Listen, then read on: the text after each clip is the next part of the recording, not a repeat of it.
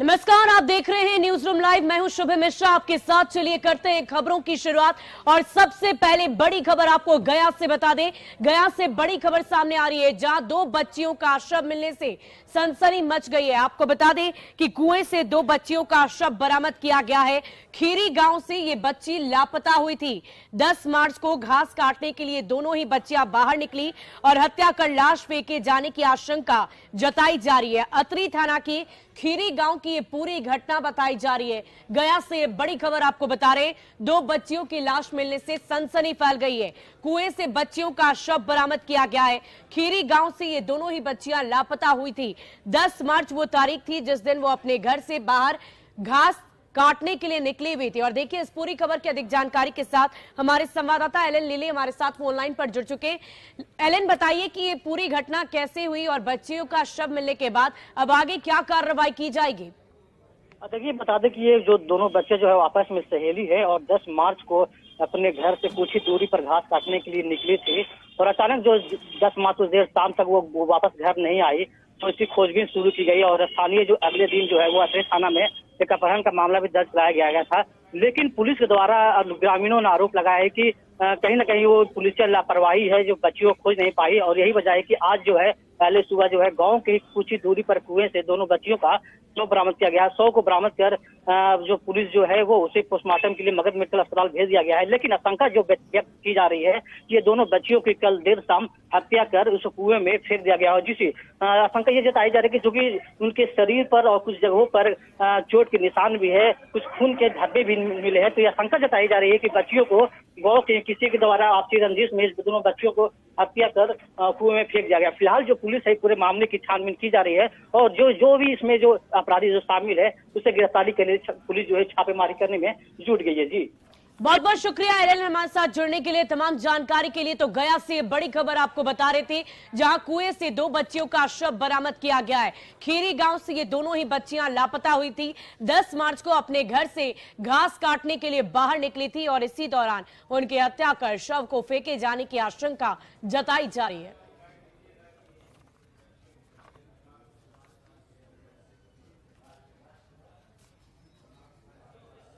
और देखिए, राजधानी पटना से आपको बड़ी खबर बताती है, जहां इंटर का रिजल्ट जारी होने की संभावना जताई जा रही है। 18 मार्च को इंटर का रिजल्ट जारी हो सकता है। यह बड़ी जानकारी आपको देने, 14 मार्च से टॉपर्स का वेरिफिकेशन शुरू होगा। 16 मार्च तक बोर्ड कार्यालय में वेरिफिकेशन चलेगा और कला, विज्ञान और कॉमर्स के टॉपर्स का वेरिफिकेशन होगा। रिजल्ट की तैयारी में बिहार बोर्ड जुटा हुआ है। जल्द से जल्द रिजल्ट की घोषणा की जाएगी। 1 से 11 फरवरी के बीच में इंटर की परीक्षा ली गई थी और उन्हीं परीक्षाओं का अब रिजल्ट जारी कर दिया जाएगा। लगभग कॉपी का मूल्यांकन का काम पूरा हो चुका है और जल्द ही इंटर का रिजल्ट घोषित हो जाएगा। ये बड़ी जानकारी राजधानी पटना से आपको दे रहे हैं, जहां 18 मार्च को इंटर का रिजल्ट जारी हो सकता है। ये बड़ी खबर आपको बता रहे हैं। सभी अभ्यर्थी जिन्होंने परीक्षा दी है उनके लिए अहम जानकारी है, अहम सूचना है। 18 मार्च को इंटर का रिजल्ट जारी हो सकता है। रिजल्ट की तैयारी में बिहार बोर्ड जुटा हुआ है। 14 मार्च से टॉपर्स के वेरिफिकेशन की शुरुआत की जाएगी और ओवरऑल रिजल्ट 18 मार्च को पब्लिश कर दिया जाएगा। 16 मार्च तक बोर्ड कार्यालय में यह वेरिफिकेशन का काम चलेगा। कला, विज्ञान और कॉमर्स के टॉपर्स का वेरिफिकेशन किया जाएगा। आपको बता दें कि 1 से लेकर 11 फरवरी के बीच में इंटर की परीक्षा ली गई थी। और समस्तीपुर से आपको बड़ी खबर बता दी, जहां सीएसपी संचालक की गोली मारकर हत्या कर दी गई। बड़ी खबर आपको समस्तीपुर से बता रहे, जहां यूनियन बैंक के सीएसपी संचालक को गोली मारी गई और जख्मी हालत में वो निजी अस्पताल में भर्ती कराए गए। 6.5 लाख रुपए लूटकर अपराधी वहां से फरार हो गए और 2 की संख्या में वहां पर अपराधी पहुंचे हुए थे। वारिसनगर थाना चौक की ये पूरी घटना बताई जा रही है। समस्तीपुर से ये बड़ी खबर आपको देते, जहां दिन दहाड़े सीएसपी संचालक को गोली मारी गई है।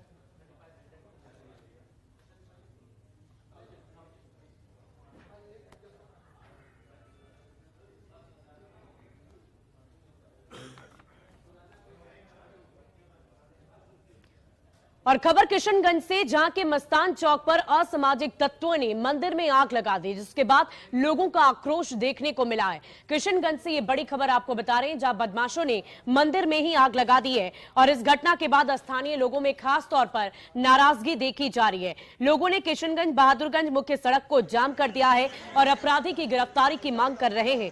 घटना की जानकारी के बाद मौके पर डीएसपी सहित पुलिस के अधिकारी पहुंचे हुए और लोगों को समझाने का प्रयास किया जा रहा है। हालांकि स्थिति अभी नियंत्रण में बताई जा रही है। हम लोग को सूचना मिली है, उसमें ये बात प्रकाश में आई है कि रात्रि में जो है यहाँ पे जो मंदिर पुरुष था उसमें किसी ने आग लगा दिया या आग लग गई, ये तो खैर जांच का विषय है। इस सूचना के आलोक में हम लोग यहाँ आए थे तो पब्लिक के द्वारा जो है जाम किया गया था, तो जो भी इसमें विधि सम्मत कार्रवाई होगी उन सभी पक्षों पर उनके साथ सहमति की गई है, उनसे बातचीत की गई। अभी वर्तमान में जाम खुल गई है, किसी तरह की कोई समस्या नहीं है। जो भी दोषी पाए जाते हैं उस पर विधिवत एफआईआर करते हुए अग्रिम कार्रवाई हम लोग करेंगे। अभी तत्काल लोगों के सहयोग से ईंट बालू और इस सब का इंतजाम किया गया है। जैसा भी था उसको हम लोग बनाने का प्रयास कर रहे हैं, क्योंकि आस्था का विषय है और आस्था के साथ सब भावनाएं जुड़ी हुई है। तो हम लोग उसको तत्काल प्रभाव से जैसा स्थिति में था उसको यथावत बनाते हुए जाम को खुलवाने का प्रयास कर रहे हैं और खुल भी गया, जैसा आप देख रहे हैं। तो और जो दोषी है, चाहे जो भी हो, चाहे पाताल में भी छुपे हों वो लोग, हम लोग उसको खोज के निकालने का, विधि सम्मत कार्रवाई करने का प्रयास करेंगे और करेंगे, ऐसा हमारा मानना है। और खबर बोकारो से आपको बताते हैं, जहां एक ठेका मजदूर को उसके घर से 100 मीटर की दूरी पर ही चाकू गोदकर उसकी हत्या कर दी गई है। बोकारो से ये बड़ी खबर आपको दे रहे हैं, जहां ठेका मजदूर के घर के पास ही उसकी हत्या कर दी गई। बालीडीह थाना क्षेत्र के स्कूल बालीडीह की ये पूरी घटना बताई जा रही है। हमले के बाद अपराधी मौके से फरार हो गए हैं। मजदूर का नाम विनोद हेम्ब्रेम बताया जा रहा है, जिसे घर के पास ही चाकू मारा गया। बुरी तरह जख्मी विनोद को बोकारो जनरल अस्पताल ले जाया गया, जहां डॉक्टरों ने उसे मृत घोषित कर दिया है। 4 साल पहले भी कुछ लोग हाथ में चाकू लेकर के उसको मारने पहुंचे थे, लेकिन तब उसकी जान बच गई थी। हमला करने वाले कौन है, इसका अभी तक पता नहीं चल सका है। वहीं वारदात के बाद परिजनों का रो रो कर बुरा हाल है। घर ड्यूटी के लिए निकला था, कोई रास्ता में चाकू मार दिया। कितने बजे? 8:45 बजे का टाइम में। ड्यूटी प्लांट में ड्यूटी करते थे, ठेकेदारी जो घर का 100 मीटर के लगभग घर से दौड़ के खुद आए हैं और गेट जगह ठकठकाए और गिर गए। कहाँ घर है? स्कूल बालीडीह। क्या नाम है? विनोद हेम्ब्रेम। और खबर बोकारो से आपको बता दें, जहां अपराधियों की गोलीबारी की घटना में एक व्यक्ति को गोली लग गई है। घटना थर्मल थाना क्षेत्र की बताई जा रही है, जहां अपराधियों की ताबड़तोड़ फायरिंग में 7 से 8 लोगों ने फायरिंग की। इसमें शांतिपद गोराई जख्मी हो गए। उन्हें डीवीसी अस्पताल ले जाया गया, जहां से उन्हें बेहतर इलाज के लिए बोकारो रेफर कर दिया गया है। घटना से नाराज लोगों ने फुसरो कथारा मेन रोड को जारंडी के पास जाम कर दिया। एसडीपीओ के मुताबिक पुलिस ने दोनों आरोपी युवकों की पहचान कर ली है और उनकी गिरफ्तारी का प्रयास लगातार जारी है।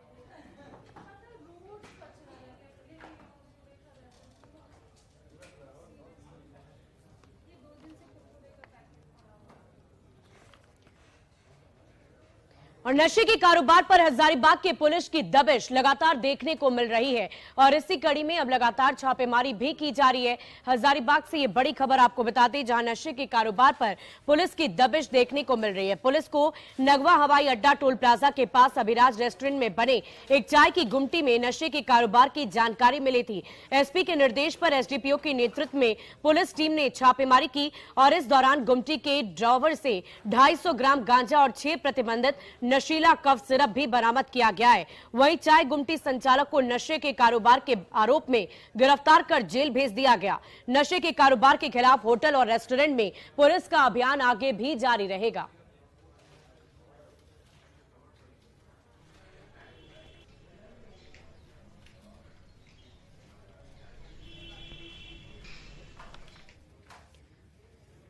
और बिहार के श्रमिकों के खिलाफ भड़काऊ बयान देने पर एक बार फिर से एनटीके के नेता जो हैं वो चर्चा में हैं, सुर्खियों में बने हुए हैं और उनको लेकर कई तरह की चर्चाएं अब की जा रही है। आपको बता दें कि बिहार के श्रमिकों को लेकर उन्होंने कई तरह की बातें सामने रखी। उनको लेकर चुनावी रणनीतिकार प्रशांत किशोर ने ट्वीट कर सवाल उठाए। प्रशांत किशोर ने पूछा कि सीमन के मामले में पुलिस ने क्या कार्रवाई की। इस पर तमिलनाडु पुलिस का कहना है कि सेंथा मीजन सीमान के खिलाफ 22 फरवरी को ही इरोड के करुण गलपालायम पुलिस स्टेशन में मामला दर्ज किया गया था और इस मामले में सीमन के खिलाफ कई धाराओं में केस दर्ज किए गए और उनके खिलाफ ये कार्रवाई की जा रही है। आपको बता दें कि 13 फरवरी को इरोड में एक जनसभा को संबोधित करते हुए एनटीके के पार्टी के प्रमुख सेंथा मीजन सीमान ने बिहार के श्रमिकों के खिलाफ आपत्तिजनक और भड़काऊ भाषण दिया था।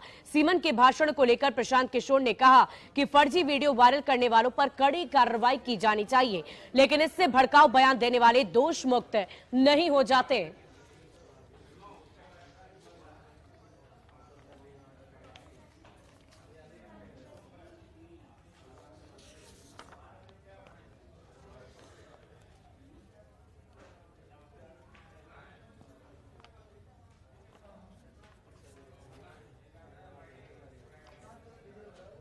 और देखिए, लैंड फॉर जॉब मामले में ईडी की कार्रवाई को लेकर लगातार पक्ष और विपक्ष के बीच में आरोप प्रत्यारोप का सिलसिला बदस्तूर जारी है और इसी कड़ी में केंद्रीय मंत्री पशुपति पारस से बातचीत की है हमारी संवाददाता विनीता मिश्रा ने। क्या कुछ कहा है उन्होंने इस पूरे मामले को लेकर, सुनिए। जानबूझ के परेशानी की कोई सवाल नहीं है। हम यदि घोटाला नहीं करेंगे तो हम क्यों परेशान करेगा लोग? अब बताइए ना, जो आदमी घोटाला नहीं करेगा, जो आदमी चोरी नहीं करेगा, पुलिस क्यों जाएगी उसके पास में? तो ये मामला सब जुडिस है, ये कोर्ट का मामला है, इस पर बहुत अधिक बोलने की जरूरत नहीं है। कोर्ट पर सब लोगों को, कानून पर सब लोगों को विश्वास है। कानून का जो फैसला होगा, कोर्ट का जो फैसला होगा, वो हम लोग मानने के लिए तैयार हैं। इसमें भारत सरकार और भाजपा कहीं नहीं है।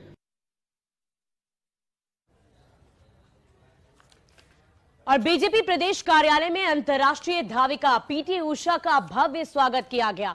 डॉक्टर संजय जायसवाल ने उनका भव्य स्वागत किया और पीटी उषा ने कहा कि यहां आकर उन्हें बहुत अच्छा लग रहा है।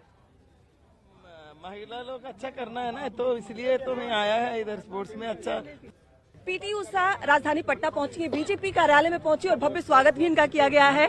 मैम, पटना पहुंच के कैसा लगा आपको? मैं अच्छा लगा। अब बिहार की महिला खिलाड़ियों के लिए क्या कुछ बोलेंगे आप?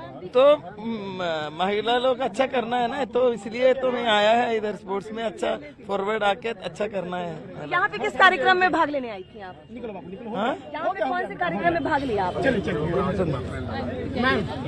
तो यहाँ जिस तरीके से आप देख सकते हैं कि आप पीटी उषा पटना पहुंची और बीजेपी कार्यालय में ये पहली बार पहुंची थी। भव्य स्वागत इनका यहाँ किया गया है। बेगूसराय में भी खेलो इंडिया के तहत कार्यक्रम का आयोजन किया गया, जहाँ पे पीटी उषा के लिए लोग आए और जिस तरीके से बिहार सरकार भी खेल पर लगातार बढ़ावा दे रही है। हालांकि बीजेपी की तरफ से भी यही बातें कही जा रही है कि खेल पर फोकस करने की जरूरत है और खेल को बढ़ावा दिया जाएगा, तभी बिहार के खिलाड़ी चमकते हुए नजर आएंगे और बिहार के खिलाड़ी का जो भविष्य है वो उज्जवल होगा। कैमरामैन दीपक के साथ विनीता मिश्रा, न्यूज़ 18 पटना।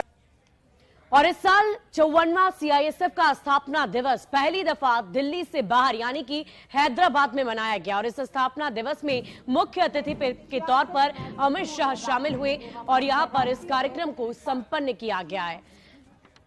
इस कार्यक्रम में केंद्रीय गृह मंत्री अमित शाह मुख्य अतिथि रहे और अमित शाह ने कहा कि मोदी सरकार की आतंकवाद के प्रति जीरो टॉलरेंस की नीति आने वाले वक्त में लगातार जारी रहेगी। उन्होंने कहा कि देश के किसी भी हिस्से में अलगाववाद, आतंकवाद और देश विरोधी गतिविधियों से सख्ती से निपटा जाएगा। इस अवसर पर सीआईएसएफ के जवानों ने भव्य परेड की। रविंद्र कुमार सहायक कमांडेंट शामटोली को श्री गौतम।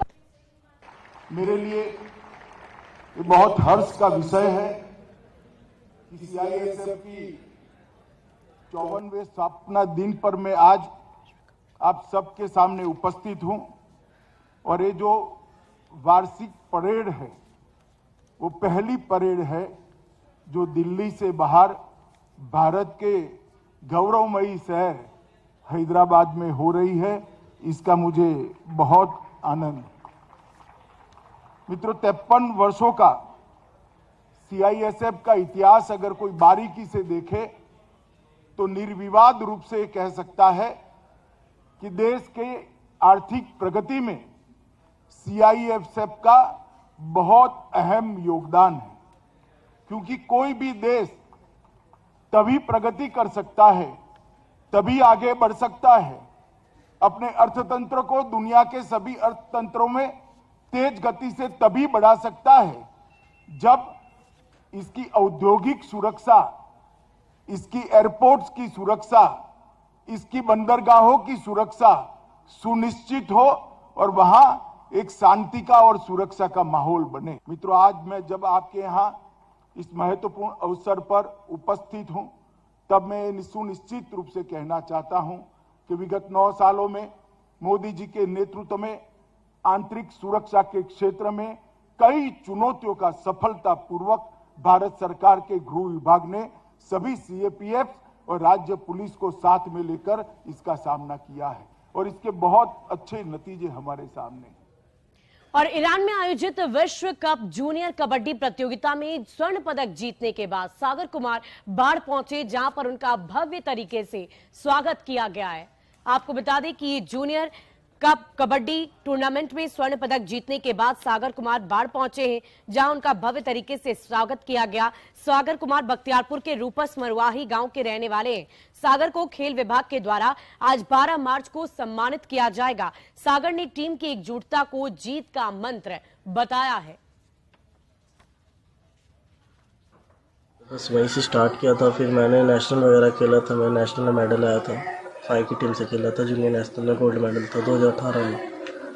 फिर उसके बाद नेशनल के मेडल आने के बाद मन और ऊपर जाने कर रहा था और प्रैक्टिस किया गया, मनोबल थोड़ा अप हो गया था, लाइफ में और कुछ सोच रहे थे, इंडिया खेलना, नाम रोशन करना, बस धीरे धीरे प्रैक्टिस करते गया। फिर मेरा पटना पायरेट्स में सिलेक्शन हो गया, मैंने अच्छा परफॉर्मेंस दिया था नेशनल में, उस वजह से। और एक खबर कटिहार से आपको बता दें, जहां पुलिस विभाग की तरफ से एक नई पहल की शुरुआत की गई है। दरअसल लोगों की समस्याओं के समाधान के लिए, उनकी सुनवाई के लिए एक डिजिटल प्लेटफॉर्म को बनाया गया है और उसी डिजिटल प्लेटफॉर्म पर अब सुनवाई की जाएगी, जिसका नाम जन सुनवाई है। जन सुनवाई नाम के एक पोर्टल को डेवलप किया जा रहा है, शुरुआत की है, जिसके माध्यम से लोग अपनी शिकायतें आसानी से पुलिस तक पहुंचा सकेंगे। और अधिक जानकारी दे रहे हैं हमारे सहयोगी सुब्रत गुहा। पारदर्शी करने के लिए एक नया तरीका अपनाया, ये एक डिजिटल तरीका है और जन शिकायत के माध्यम से कटिहार पुलिस में जो भी शिकायतें दर्ज होंगी अब सीधे बड़ी अधिकारी उसको मॉनिटरिंग करेंगे। कई बार इस तरह की शिकायत होती है कि आम लोगों की जो शिकायत है वो बड़ी अधिकारी तक नहीं पहुंचते या उस पर क्या कार्रवाई हो रहा है ये जानकारी नहीं हो पाया है। इसके लिए कटिहार पुलिस एक नया पहल किया है, ये एक डिजिटली माध्यम अपनाया गया एक तरीका। क्या है पूरा तरीका ये अब जानते हैं पुलिस अधीक्षक महोदय। सर क्या है ये पोर्टल, क्या जरूरत पड़ा इसका? ये जो भी कंप्लेनेंट आते हैं, जो भी वादी यहाँ पर आते हैं, उनके द्वारा जो कंप्लेन दिया गया उसकी मॉनिटरिंग हम लोग यहाँ पे रियल टाइम हम लोग कर सकते हैं। जो जिम्मेदारी जिस पदाधिकारी को दी गई, थाने में कोई एसआई है, अगर उनको कोई जांच दिया गया है तो वो उसको टाइमली कंप्लीट अगर नहीं करते हैं तो यहाँ पर शो करेगा और फिर जो अच्छा काम करते हैं उनको पुरस्कृत भी करेंगे और जिनके द्वारा लापरवाही हो रही है उनको हम लोग दंडित भी करेंगे। और ये एक पहला फेज है। हम चाहते हैं कि जो कटिहार के जो लोग हैं, जो जनता है, उनका जो कंप्लेंट है उस पर जो है हम लोग ट्रांसपेरेंसी के साथ काम करें और उनको मैसेज भी हम देंगे कि आपके कंप्लेंट पे हमारे द्वारा क्या कार्रवाई की गई। जन सुनवाई जो है हम लोगों ने पोर्टल यहाँ पर स्टार्ट किया है और इसी को जो है हम लोग आगे बढ़ाएंगे। लोगों के ट्रांसपेरेंसी के साथ जो है हम लोग उस पर काम करेंगे। हाँ, लोकल स्तर पर है। इसमें प्रोफेशनल जो डीएसपी यहाँ पर जो ज्वाइन किए हैं उनके मदद से जो है ये बनाया गया है। तो ये एक खास पहल है। कटिहार पुलिस अब ने हाईटेक तरीके से जो आपके कंप्लेन है उस पर सुनवाई करेंगे। निश्चित तौर पर यह एक नया कदम है और इससे जो लोग हैं उनकी शिकायत बड़ी अधिकारी मॉनिटरिंग करेंगे और कटिहार में जो शिकायतें हैं उस पर अच्छी सुनवाई हुआ है। सुब्रत, न्यूज़ 18 कटिहार। और खबर आपको बाढ़ से बता दें, जहां पर ग्रामीण इलाकों के टाल क्षेत्रों से मुख्य सड़कों को जोड़ने के लिए 9 तरह की सड़कों का निर्माण किया जाएगा। करीब 10 किलोमीटर तक इस लंबी सड़क का निर्माण होगा, जिससे लोगों को काफी लाभ मिलेगा। आपको बता दें कि इस सड़क में 22 करोड़ की लागत लगेगी। 10 किलोमीटर सड़क का निर्माण होना है और सड़क बनने से यहाँ के लोगों को काफी लाभ मिलेगा। मौके से और अधिक जानकारी दे रहे हैं हमारे सहयोगी अनिरुद्ध कुमार। मंडल के टाल क्षेत्रों में ग्रामीण विकास विभाग के द्वारा लगभग 21 करोड़ की लागत से 9 सड़कें बनने जा रही हैं। ये सड़कें लगभग 9.5 किलोमीटर की होंगी। बाढ़ के अगवानपुर टाल हो या फिर आपको बेलछी टाल या कोंदी या फिर कहें घोसवरी टाल, इन इलाकों में सड़क निर्माण का मुख्य मकसद ये रहेगा ताकि किसान है या आम पब्लिक है जो मुख्यालय से जुड़ सके और किसानों को एक नया बाजार मिल सके। टाल क्षेत्र दलहन खेती के लिए काफी मशहूर है, लेकिन बाजार नहीं मिलने से किसानों को काफी परेशानी होती है। ग्रामीण विकास की ये पहल ग्रामीण टाल इलाकों के लिए काफी सुखद होने वाला है। अनिरुद्ध, न्यूज़ 18 बाढ़। और देखिए, होली का त्योहार बीत चुका है और होली का त्योहार बीते हुए 4 दिन से भी ज्यादा का वक्त गुजर गया, लेकिन अब भी यात्रियों को काफी परेशानी हो रही है। वो अपने काम पर वापस लौटना चाहते हैं, लेकिन अब भी उन्हें टिकट नहीं मिल पा रहा। यात्रियों की परेशानी का जायजा लिया हमारी संवाददाता विनीता मिश्रा ने। होली बीत गया, लेकिन जो यात्री अपने घर आए थे उनकी परेशानी खत्म नहीं हो रही। होली के दौरान रेलवे की तरफ से कई स्पेशल जोड़ी ट्रेनें चलाई गई ताकि जो यात्री होली के दौरान अपने घर आ रहे हैं वो सुरक्षित अपने घर पहुंचे और वापस वो सुरक्षित जहां वो काम करते हैं वहां जा सके।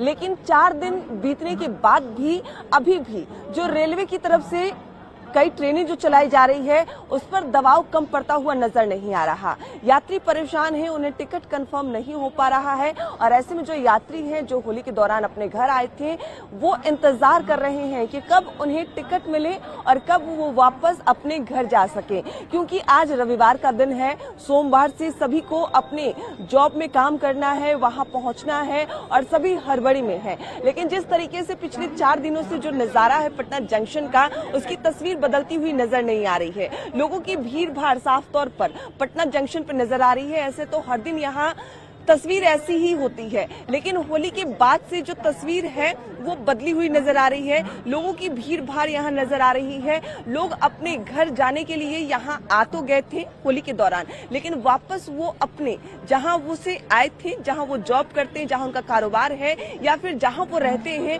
वापस जाने के लिए उनको टिकट नहीं मिल पा रहा है। रेलवे की तरफ से कई स्पेशल ट्रेनें चलाई गई थी, लेकिन वो नाकाफी नजर आ रहा है। यही वजह है कि जो ट्रेन में पटना जंक्शन में जो तस्वीर है वो भीड़ भाड़ वाली नजर आ रही है। लोग बिना सीट के सफर कर रहे हैं, टिकट नहीं मिल पा रहा है, इंतजार कर रहे हैं कि आखिर कब उन्हें टिकट मिले और कब वो समय पर अपने घर पहुंच सके।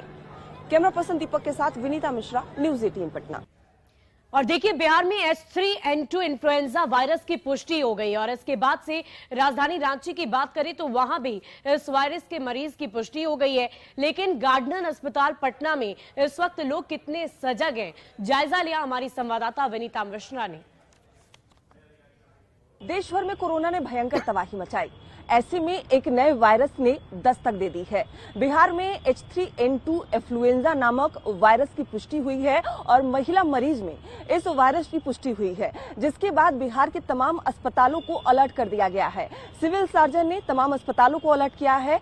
ऐसे में जो आम लोग हैं, जो डॉक्टर्स हैं, वो इस वायरस के बारे में कितनी जानकारी रखते हैं, क्योंकि जब कोरोना ने दस्तक दी थी बहुत लोगों को कोरोना के बारे में जानकारी नहीं थी। ऐसे में इस नए वायरस के बारे में लोगों को कितनी जानकारी है, क्योंकि जो नया वायरस है ये सीधे लंग्स को अटैक करता है, यानी आपको गले की खराश, सांस लेने में परेशानी होगी, आपको जुकाम होगा, फीवर होगा और तमाम ऐसी बीमारियों को ये वायरस जन्म दे रही है। ये तमाम जो लोग हैं जो हॉस्पिटल आते हैं किसी ना किसी काम से, किसी अपने के इलाज के लिए, खुद के इलाज के लिए, इन्हें इस वायरस के बारे में कितनी जानकारी हम इनसे जानते हैं।